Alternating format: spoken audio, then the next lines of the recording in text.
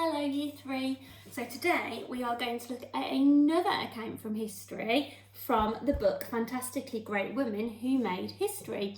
So remember what I said yesterday, some of these women you may have heard of before, but unfortunately due to the bias and due to the unbalanced nature of history you might not have. And today is definitely about a woman who you probably have not heard of, but when I tell you her story, you're going to be so surprised that you haven't heard of her before. And today we are going to be learning more about Dr. Elizabeth Blackwell. Perhaps you have heard of her before. So, Dr. Elizabeth Blackwell is the first woman ever to be awarded a degree in medicine.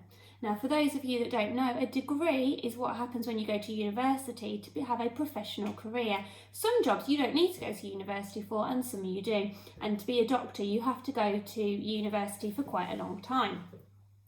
So, Elizabeth was born in England in 1821. But she grew up in the USA, America. Before the age of 24, Elizabeth had never considered studying medicine. Doctors discussed illness and the body, and these were thought to be highly unladylike things for a woman to study. But things changed when one of Elizabeth's friends became ill. So Elizabeth Blackwell, Dr. Elizabeth Blackwell I should say, is from a time in history where it was frowned upon for women to become doctors. In fact, I would go as far as to say it was unheard of. It just didn't happen. Now, you may have heard of Florence Nightingale or Mary Seacole, and these were women who wanted to work in medicine, but they're more known for wanting to become nurses, which is perhaps why you might not have heard of Elizabeth Blackwell. People found it extremely embarrassing to talk about their bodies, and Elizabeth's friend wished she could have been treated by a female doctor. She thought that Elizabeth, who was studious and hard-working, would be an excellent doctor. At first, Elizabeth couldn't imagine such a thing, but after more thought, she realised that women deserved to feel more comfortable with who was treating them. Just because there were no women doctors, it doesn't mean that there shouldn't be.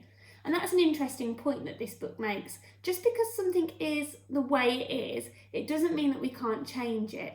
And we shouldn't always accept things just in the way that they are. And this is definitely the tale of a woman who did not just accept what she should be doing.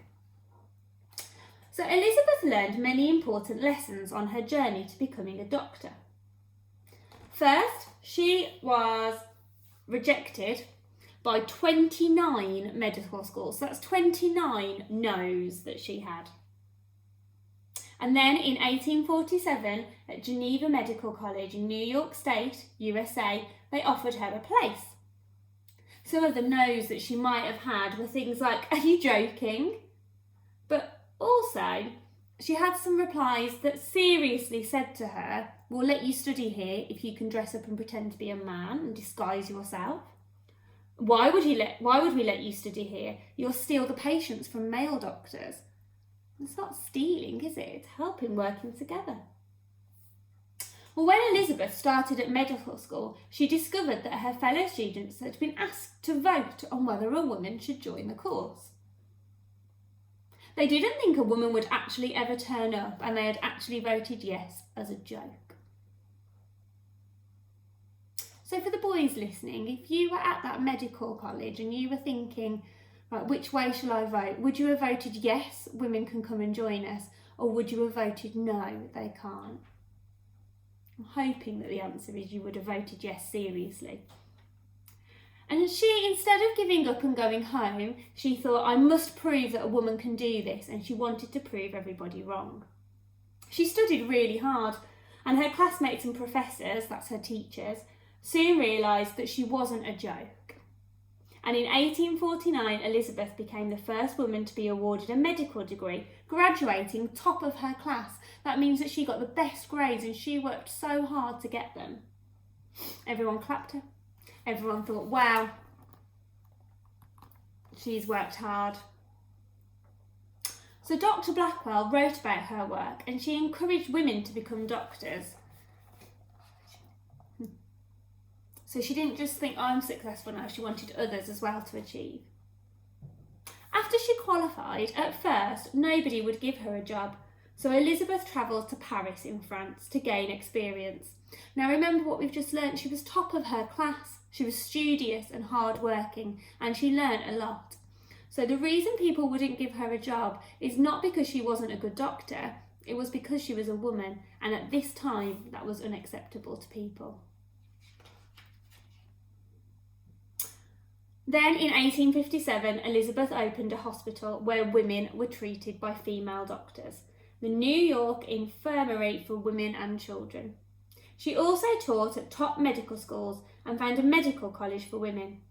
The pioneering work Elizabeth did made it easier for patients to talk about their bodies, paved the way for other women to be doctors, and shaped the healthcare we receive today. Elizabeth showed everyone that women make very good doctors indeed. Now, it's quite normal to have a female doctor, isn't it? If we went to the doctors now or the hospital, we would see a woman doctor, we wouldn't think anything different. But that's a lot to do with Dr. Elizabeth Blackwell. If she had accepted that she wasn't allowed to go, or if she had given up and just gone and done something else, perhaps it would have never happened. It only takes one person to change history, and Dr. Elizabeth Blackwell changed a lot of things for women. Perhaps you know a doctor in your family that's a woman. Perhaps you could tell her all about Dr. Blackwell.